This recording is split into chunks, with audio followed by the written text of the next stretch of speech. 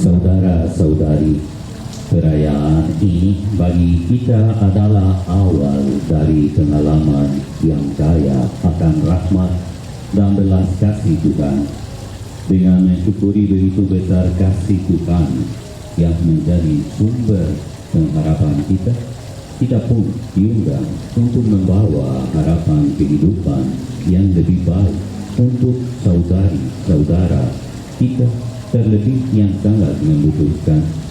Semoga Kristus, sumber damai dan pengharapan kita, senantiasa menyertai kita dalam persiaran di tahun penuh rahmat dan pengharapan ini.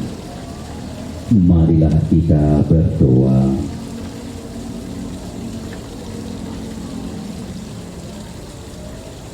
Ya Bapa, Engkaulah harapan yang tidak pernah mengecewakan, awal dan akhir dari segala sesuatu. Berkatilah permulaan persiaran kami dalam salib mulia Putramu pada masa penuh rahmat ini.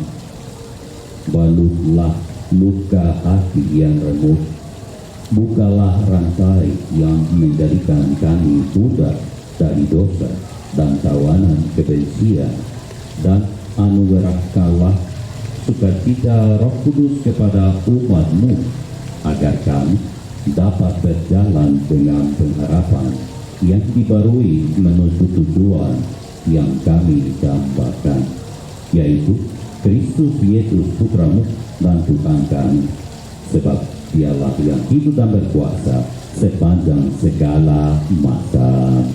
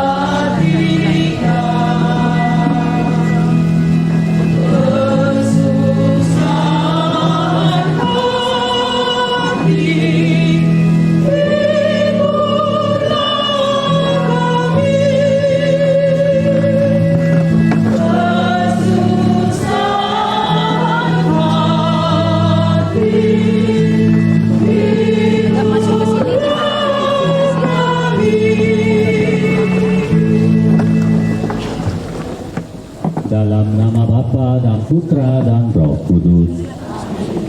Rahmat dan damai sejahtera dari Allah Bapa dan dari Tuhan kita Yesus Kristus bersamamu. Selamat malam. Apa kabar? Baik, Pastor. Dan saudara-saudari, marilah mengakui dosa-dosa kita supaya kita layak merayakan misteri suci ini.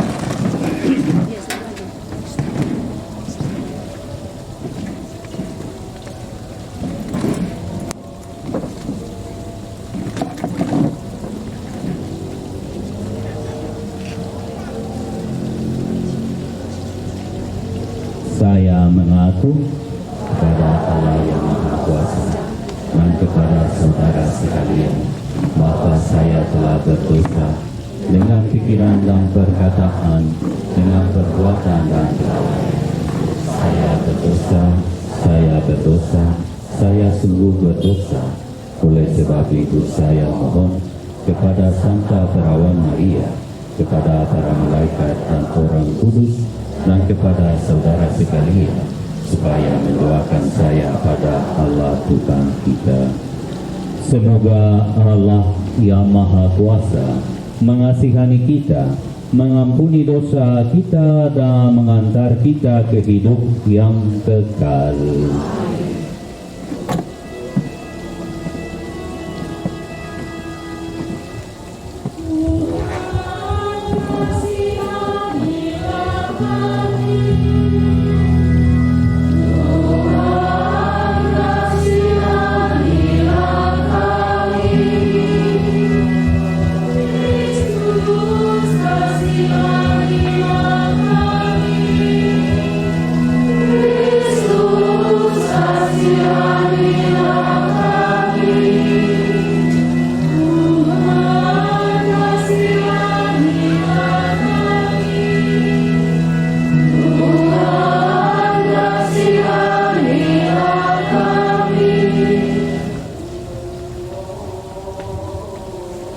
Intensi misa, kita mendoakan Ibu Luisa Ernawati yang berulang tahun yang ke-52 tahun. Kita juga mendoakan Beatrix Meisha Rosari Sigotang yang sedang sakit. Dan kita juga mendoakan Bapak Bu Nona, Bapak Gabriel M. Keban yang telah dipanggil oleh Tuhan. Marilah kita berdoa.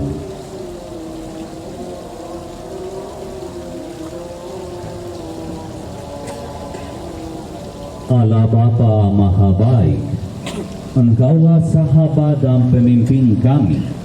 Berkat Yesus utusan-Mu, semoga kami Kau perkenankan saling memberikan persahabatan dan kebijaksanaan yang kami terima daripadamu, demi Kristus Tuhan dan pengantara kami.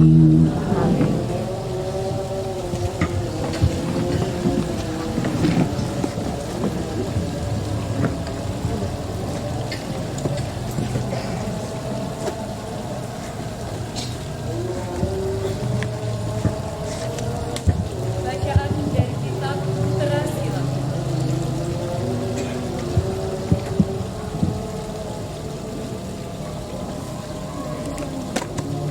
Tutur kata yang manis, mendapat banyak sahabat, dan keramahan diperbanyak oleh lidah yang manis lembut. Mudah-mudahan banyak orang berdamai denganmu, tetapi dari antara 1000 hanya satu saja menjadi penasihatmu. Jika engkau mau mendapat sahabat, ujilah dia dahulu, dan jangan segera percaya padanya. Sebab ada orang yang bersahabat hanya selama menguntungkan, tetapi dikala engkau mendapat kesukaran, ia tidak bertahan. Ada juga sahabat yang berubah menjadi musuh, lalu menistakan dikau dengan menceritakan percocokanmu dengan dia. Ada lagi sahabat yang ikut serta dalam perjamuan makan, tetapi tidak bertahan pada hari kemalanganmu. Pada waktu engkau sejahtera, ia sehati, sejiwa dengan dikau, dan bergaul akrab dengan seisi rumahmu. Tetapi bila engkau mundur, ia berbalik melawan dikau, serta menyembunyikan diri terhadapmu. Jauhilah para musuhmu, dan berhati-hatilah terhadap para sahabatmu. Sahabat yang setia merupakan pelindung yang kuat, yang menemukannya menemukan suatu harta. Sahabat yang setia tiada ternilai, dan harganya tiada terbayar. Sahabat yang setia laksana obat kehidupan. Hanya orang yang takwa akan memperolehnya. Orang yang takwa memelihara persahabatan dengan lurus hati. Sebab sebagaimana ia sendiri, demikian pun sahabatnya. Demikianlah sabda Tuhan. Mazmur tanggapan dengan refren, biarlah aku hidup menurut petunjuk perintah-perintahmu. Biarlah aku hidup menurut petunjuk perintah-perintahmu. Terpujilah Engkau ya Tuhan, ajarkanlah ketetapan-ketetapanmu kepadaku. Menurut petunjuk perintah-perintahmu, ketetapan-ketetapanmu akan menjadi sumber sukacita. Firman-Mu tidak akan kulupakan. Biarlah aku hidup menurut petunjuk perintah-perintah-Mu. Singkirkanlah mataku, supaya aku memandang keajaiban-keajaiban hukum-Mu. Biarkanlah aku hidup menurut perintah-perintah-Mu.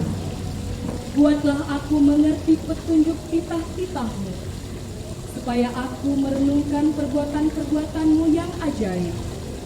Biarlah aku hidup menurut petunjuk perintah-perintah-Mu. Buatlah aku mengerti, maka aku akan memegang hukum-Mu. Dengan segenap hati, aku hendak memeliharanya. Biarlah aku hidup menurut petunjuk perintah-perintah-Mu. Biarlah aku hidup menurut petunjuk perintah-perintah-Mu, sebab aku menyukainya. Biarlah aku hidup menurut petunjuk perintah-perintah-Mu. Silahkan berdiri.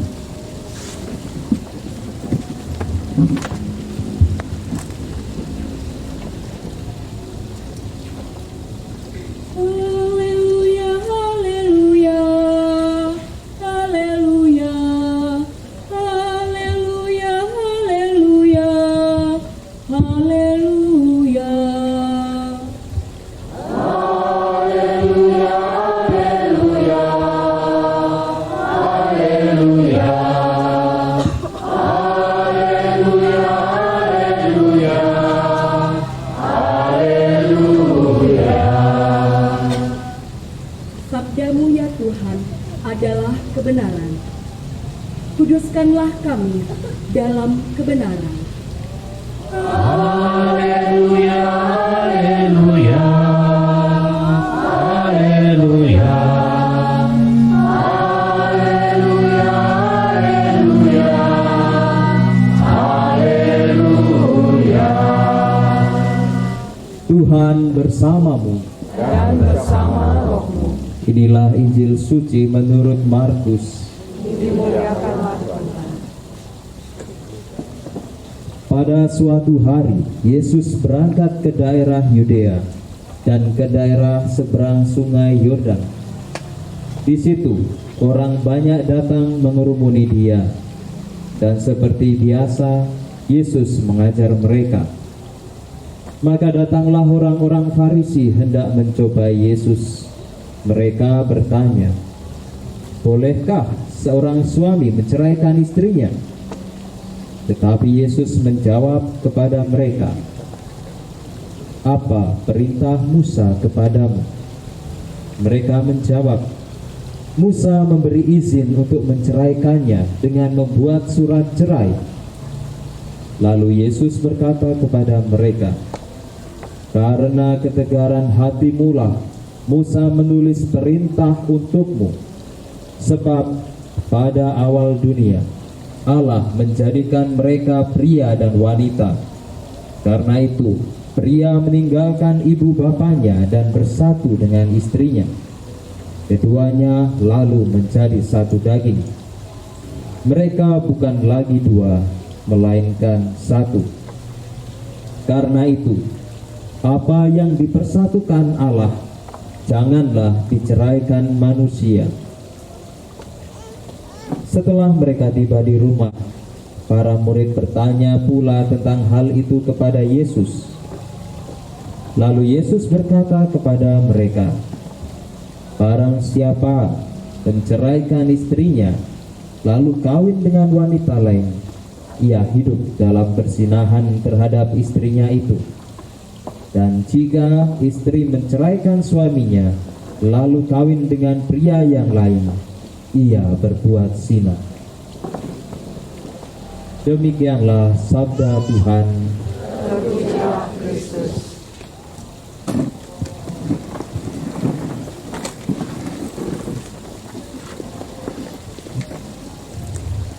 Saudara-saudari yang terkasih,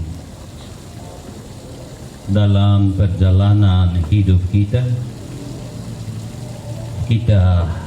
atau saya, Anda sekalian, saya yakin berusaha menjadi orang jujur, adil, dan setia. Bagi kami, para pastor, para suster, dalam biara kami masing-masing, kita mencari orang setia, orang yang menjadi sahabat sejati. Bagi bapa dan ibu juga mencari seorang setia yang bisa menemani hidup bapa dan ibu. Dan juga bagi kami pastor, suster, juga seseorang yang bisa menemani perjalanan hidup kita, yang bisa menasehati, mengkoreksi, dan lain sebagainya. Benar apa yang telah dikatakan dalam bacaan pertama, sahabat yang setia laksana obat kehidupan. Karena sahabat sejati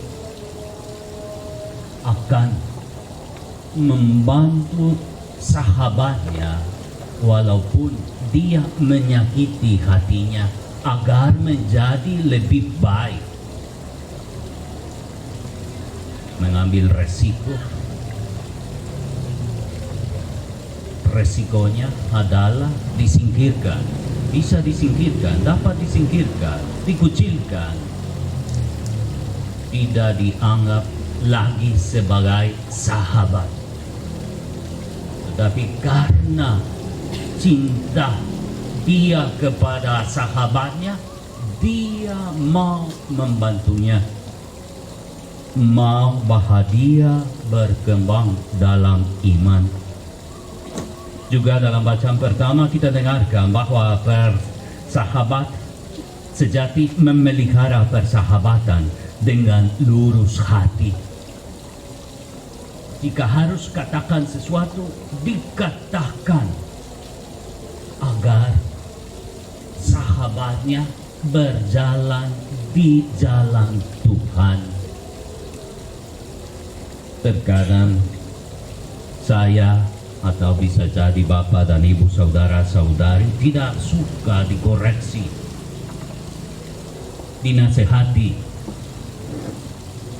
gampang tersinggung dan pergi ke tempat lain.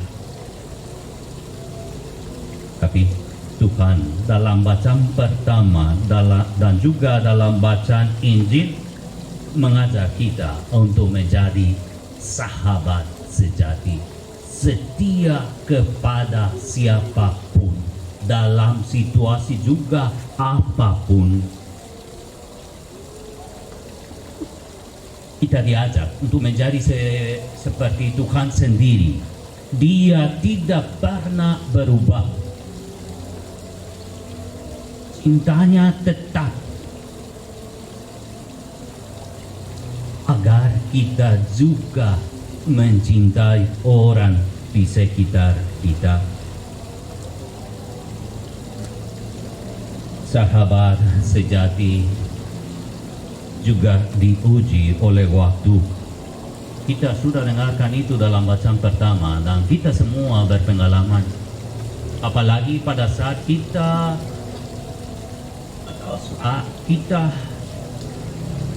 dalam situasi baik-baik saja atau berduit, semua berteman, bersahabat, tapi mengalami kesulitan, kita merasa ditinggalkan, sendirian, dan lain sebagainya. Tetapi sahabat sejati akan tetap dalam situasi apapun. Karena persahabatan,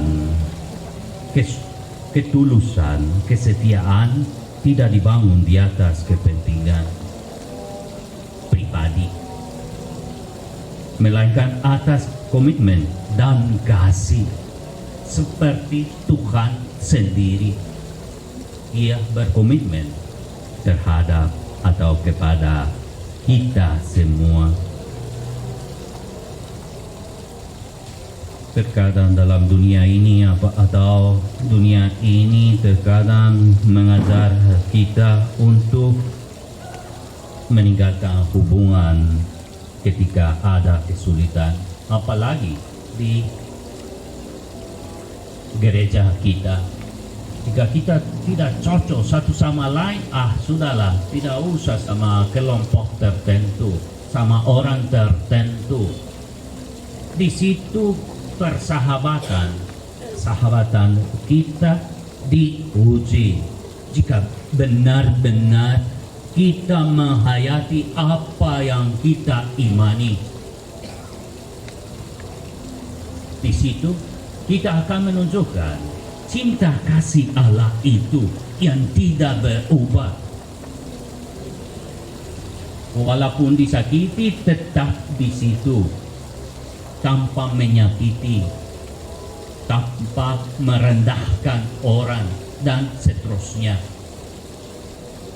Saudara-saudari yang terkasih, yang menjadi sahabat sejati mau bahwa sahabatnya mencapai kekudusan bersama dia. Dan tujuan hidup kita adalah mencapai kekudusan bersama. Para bapak, para ibu, para suster, diakon, saudara-saudari yang terkasih, semoga kita menjadi sahabat sejati dan juga saksi Tuhan yang hidup, yang benar-benar menolong orang di sekitar kita, dan pasti Tuhan akan menyertai perjalanan hidup kita walaupun kita mengalami kesulitan dan terkadang kita tidak menemukan jalan keluar atau berpikir bahwa Dia tidak mendengarkan permohonan-permohonan kita. Dia berada, Dia ada. Tetapi terkadang kita tidak melihat kebaikan-kebaikan karena kita diperbudak oleh dosa dan juga peristiwa-peristiwa yang menyedihkan kita. Tuhan hadir dan juga hadir melalui kita semua. Semoga kita mewujudkan cinta kasih Allah itu satu sama lain. Tuhan memberkati. Kita lanjutkan ekaristi kita dengan lagu persembahan.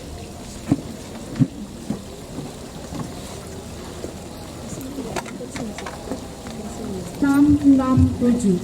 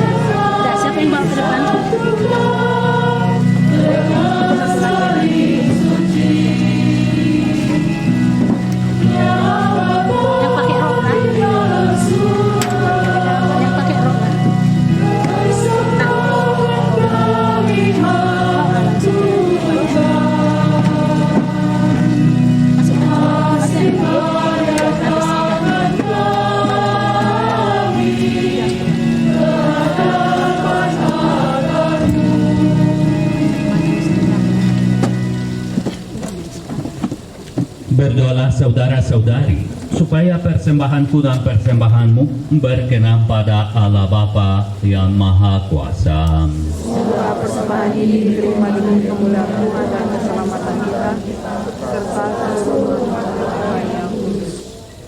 Allah Bapa, sumber sukacita, semoga kami memahami bahwa roti anggur ini menjadi lambang cinta kasih-Mu.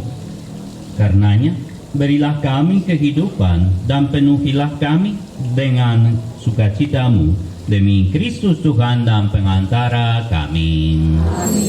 Tuhan bersamamu. Dan bersama rohmu. Marilah mengerahkan hati kepada Tuhan. Sudah kami arahkan. Marilah bersyukur kepada Tuhan Allah kita. Sudah layak dan sepantasnya. Sungguh pantas dan benar, layak dan menyelamatkan, bahwa kami selalu dan dimanapun bersyukur kepadamu Tuhan Bapa yang kudus, Allah yang maha kuasa dan kekal, dengan pengantaran Kristus Tuhan kami. Di dalam Dia Engkau berkenan memberi segala, dan Engkau menetapkan kami semua mengambil bagian dalam kepenuhannya, sebab walaupun dalam rupa Allah Dia telah menghampakan dirinya dan oleh darah salibnya dia telah mendamaikan segala-galanya. Oleh karena itu, dia ditinggikan di atas segala sesuatu dan menjadi pembawa keselamatan kekal bagi semua orang yang taat kepadanya. Sebab itu, bersama para malaikat dan malaikat agung, bersama singgasana dan kekuasaan, serta seluruh laskar surgawi, kami melakukan mada kemuliaan bagimu dengan tak henti-hentinya bernyanyi.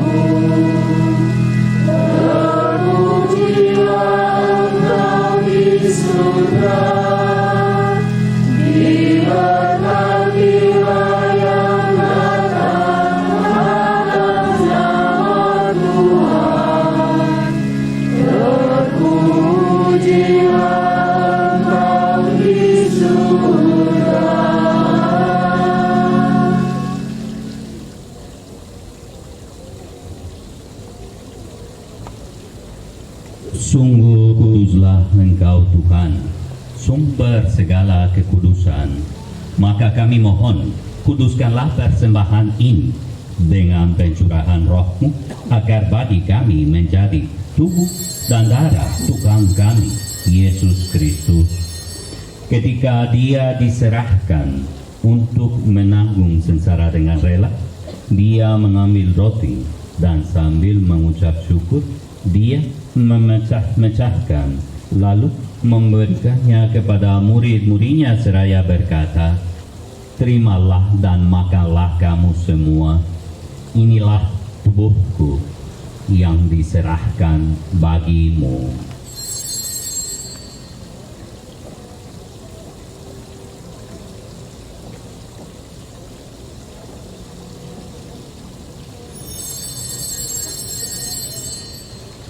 Demikian pula sesudah perjamuan, Dia mengambil piala. Sekali lagi Dia mengucap syukur kepadamu, memberikannya kepada murid-muridnya seraya berkata, "Terimalah dan minumlah kamu semua. Inilah piala darahku, darah perjanjian baru dan kekal, yang ditumpahkan bagimu dan bagi semua orang demi pengampunan dosa. Lakukanlah ini sebagai kenangan akan daku."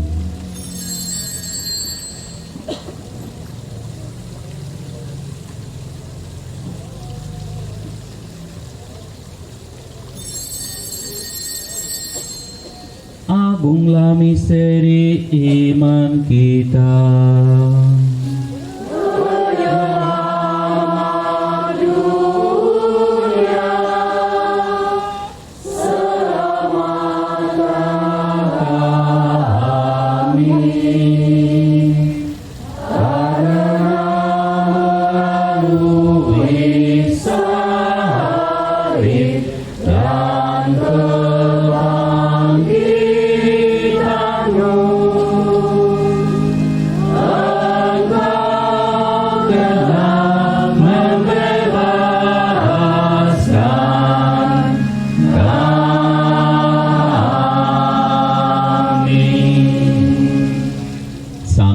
Mengenangkan wafat dan kebangkitan Kristus, kami mempersembahkan kepadamu Bapa roti kehidupan dan piala keselamatan. Kami bersyukur sebab kami Engkau anggap layak menghadap Engkau dan berbakti kepadamu. Dan kami mohon, semoga kami yang menerima tubuh dan darah Kristus dihimpun menjadi satu umat oleh Roh Kudus. Ingatlah Tuhan akan gerejamu yang tersebar di seluruh bumi, agar Engkau menyempurnakannya dalam cinta kasih, dalam persatuan dengan Paus kami Fransiskus dan untuk kami Titus Rubianto, serta semua rohaniwan. Ingatlah akan saudara-saudari kami yang telah dengan harapan bangkit. Semua orang yang telah berpulang dalam kerahiman-Mu, dan terimalah mereka dalam cahaya wajah-Mu. Kami mohon, kasihanilah kami semua agar kami Engkau terima dalam kebahagiaan abadi bersama Santa Perawan Maria, Bunda Allah, Santo Yosef mempelainya, para rasul dan semua orang kudus sepanjang masa yang hidupnya berkenan padamu. Semoga kami pun Engkau perkenankan, turut serta memuji dan memuliakan Dikau dengan pengantaran Yesus Kristus, Putra-Mu. Dengan pengantaran Dia, bersama Dia dan dalam Dia bagimu Allah Bapa yang Maha Kuasa, dalam persekutuan dengan Roh Kudus, segala hormat dan kemuliaan sepanjang segala masa.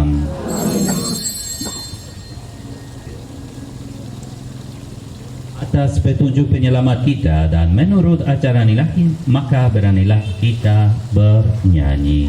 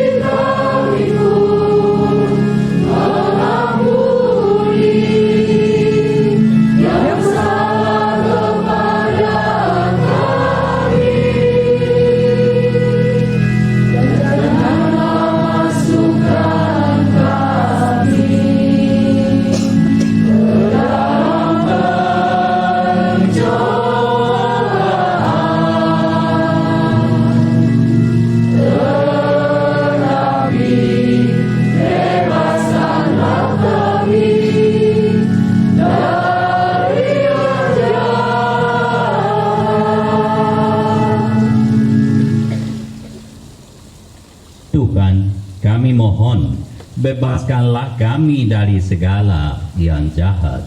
Sudilah memberi damai sepanjang hidup kami, supaya kami yang telah dikuatkan oleh kelimpahan belas kasih-Mu selalu bebas dari dosa dan dijauhkan dari segala gangguan, sambil menantikan harapan yang membahagiakan dan kedatangan penyelamat Yesus Kristus.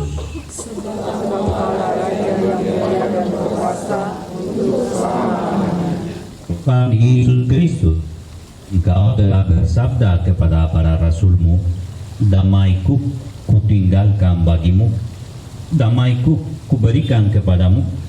Janganlah memperhitungkan dosa kami, tetapi perhatikanlah iman gereja-Mu, dan berilah kami damai dan kesatuan sesuai dengan kehendak-Mu. Engkau yang hidup dan meraja sepanjang segala masa. Amin. Semoga damai Tuhan selalu bersamamu. Dan bersama roh. Marilah kita saling memberikan salam damai.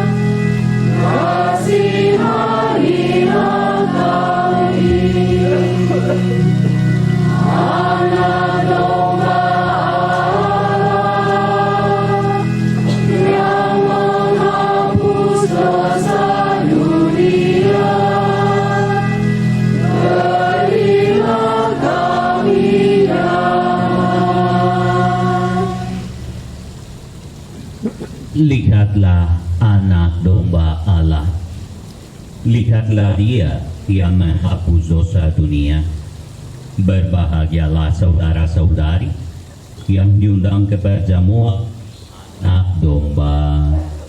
Tuhan, saya tidak pantas Engkau datang pada saya, tetapi bersabdalah saja maka saya akan sembuh.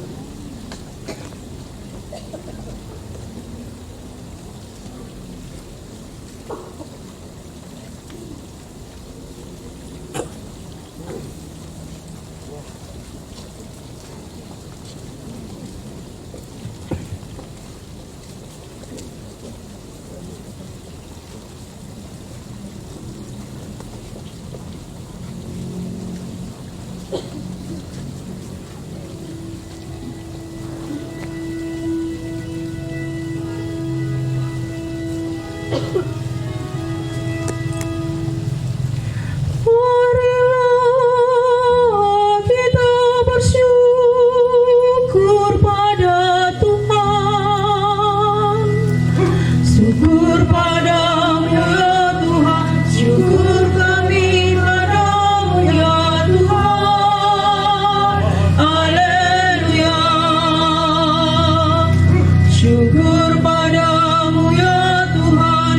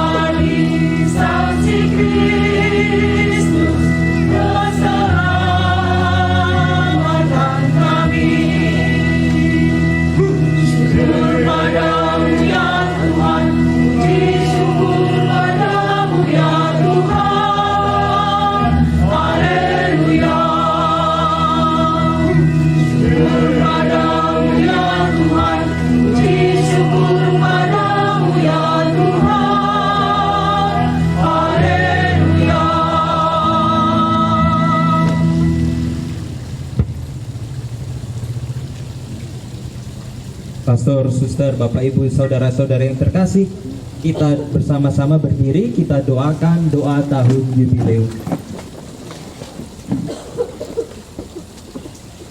Bapa yang ada di surga, semoga iman yang telah Engkau anugerahkan kepada kami dalam Putra-Mu Yesus Kristus, saudara kami, dan nyala api cinta kasih yang dicurahkan ke dalam hati kami oleh Roh Kudus, membangkitkan pengharapan yang mulia akan kedatangan kerajaan-Mu di dalam diri kami. Semoga rahmat-Mu mengubah kami menjadi penabur-penabur yang gigih akan benih-benih Injil yang menghidupkan umat manusia dan seluruh alam semesta dalam penantian yang penuh iman akan surga dan bumi baru. Ketika mengalahkan kekuatan jahat, kemuliaan-Mu akan dinyatakan untuk selama-lamanya. Semoga rahmat tahun jubileum ini menghidupkan kembali dalam diri kami para peziarah pengharapan, kerinduan akan harta surgawi, dan curahkanlah bagi seluruh dunia sukacita dan damai dari Sang Penebus kami. Bagi-Mu ya Allah yang Maha Kuasa, pujian dan kemuliaan sepanjang segala masa. Amin. Marilah kita berdoa.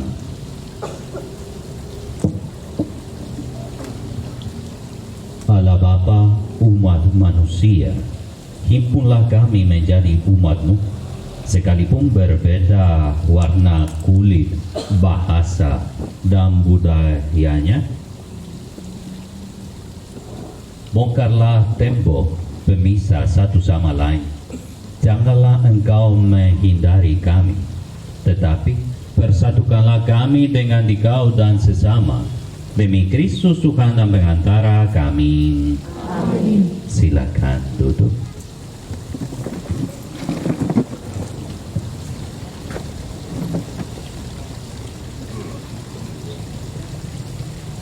Selamat malam Bapak, Ibu, suster, pastor, saudara-saudari yang terkasih. Baik, tentunya semuanya sudah tahu kan intensi atau tujuan diadakannya misa di sini. Apa? Boleh tahu? Boleh disebutkan? Satu suara, nggak ada? Tidak tahu?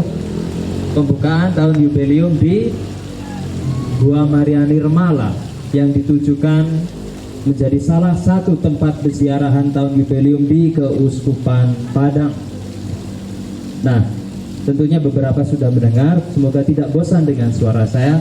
Tentunya tahun jubileum pada dasarnya itu merupakan tradisi orang-orang Israel yang disebut dengan tradisi Yobel, yang dilaksanakan dulu sekali setiap 50 tahun sekali sebagai bentuk penghapusan dosa dan pembebasan seseorang dari perbudakan.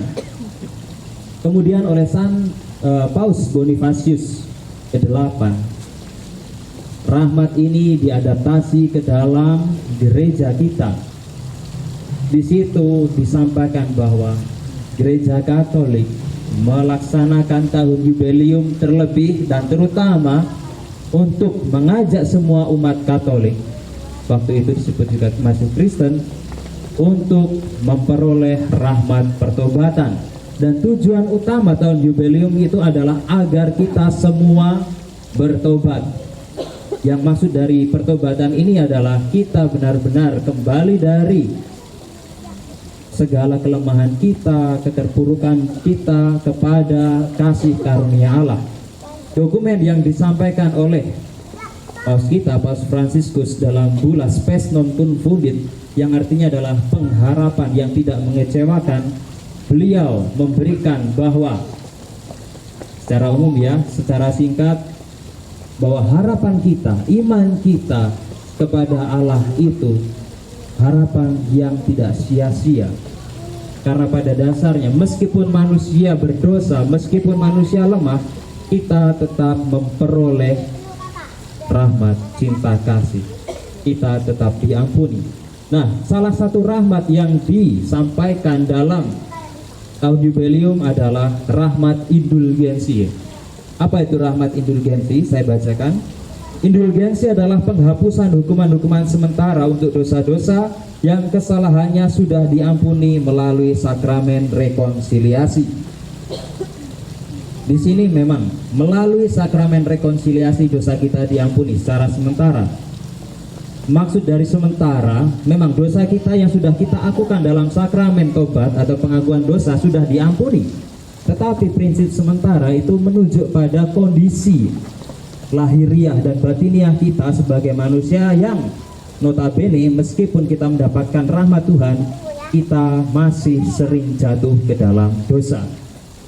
Akan tetapi, indulgensi merupakan sarana untuk menemukan kembali sifat tak terbatas dari kerahiman Allah sebagai ungkapan kepenuhan pengampunan Allah yang tak mengenal batas. Jadi, meskipun kita tetap berdosa, rahmat indulgensi itu tetap ada, asalkan kita juga menerima lagi sakramen pengakuan dosa atau sakramen tobat. Panggilan ini dinyatakan bukan hanya pada tahun jubileum tahun ini saja, tetapi pada seluruh hidup kita, agar kita pertama-tama menerima sakramen tobat, dan lebih lagi dan harus kita lakukan adalah pertobatan kita akan perbuatan kita, akan kelemahan kita untuk menjadi seorang Kristiani yang lebih baik.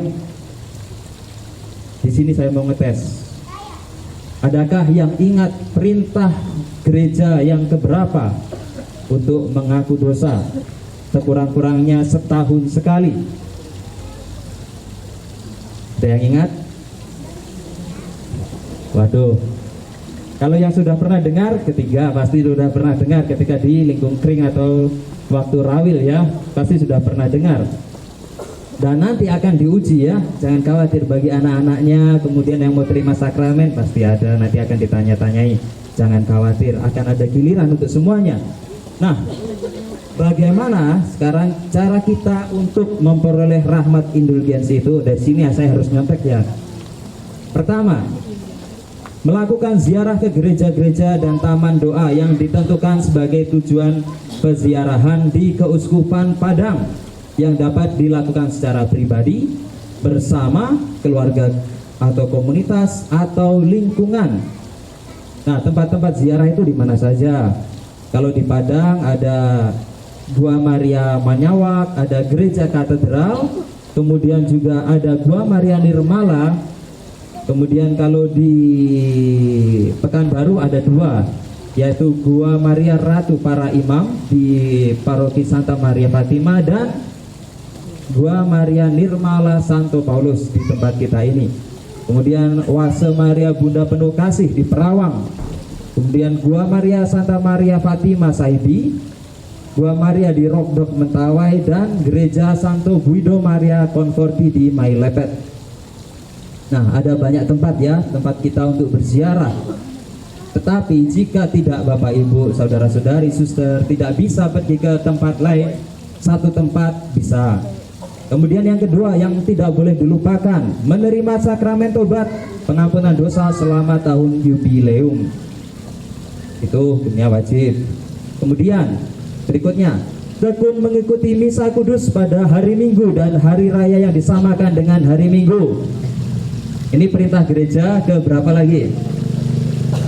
Yang sudah dengar perintah gereja ke berapa?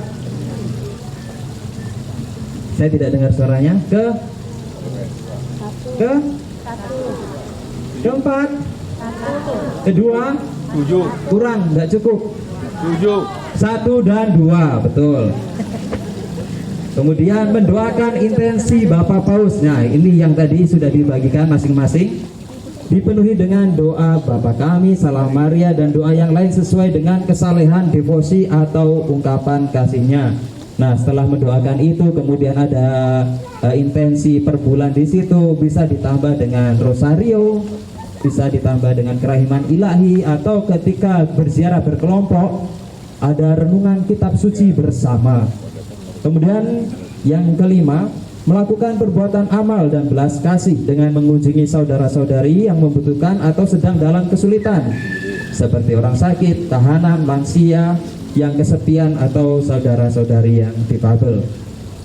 Akan tetapi ada catatan khusus di situ bagian 6 untuk umat yang tidak dapat melakukan ziarah, misalnya karena sakit, lanjut usia, harus menjalankan tugas yang terus-menerus, biarawati tertutup atau kontemplatif dapat memperoleh rahmat indulgensi penuh dengan berdoa Bapa Kami, pengakuan iman, dan doa rosario dari tempatnya masing-masing. Tentu mereka juga harus menerima sakramen pengakuan dosa. Akan tetapi tujuan utama dari tahun jubileum tadi yang pernah saya katakan pertama adalah agar kita bertobat untuk mendekatkan diri kita kepada Allah. Jadi kalau umpamanya bisa mengunjungi semuanya tetapi tidak ada pertobatan di dalam diri kita, tahun jubileum itu rasanya akan percuma. Tentu pertobatan itu proses terus-menerus, kita boleh jatuh tetapi harus ada wujud nyata dalam tindakan kita untuk bertobat dan juga semakin menghidupi apa yang diajarkan oleh Kristus kepada kita. Tuhan memberkati. Amin.